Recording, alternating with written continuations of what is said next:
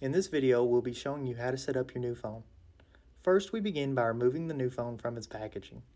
Set it over to the left for now. Next, underneath the phone, there are some accessories that we need.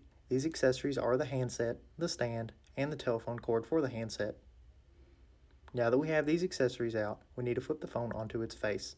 On the back of the phone, there are 4 holes for the 4 pegs on the stand. Insert the stand into the phone and slide it to the right. Next, we're going to connect the telephone cord to the handset. The long end of the telephone cord goes into the back of the phone.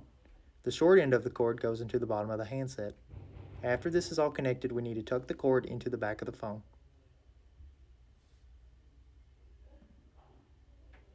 Once we have that completed, that is the assembly of the new phone.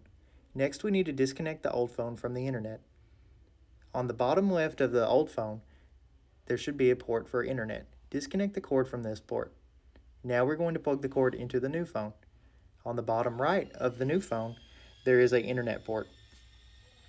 Plug the cord into this port.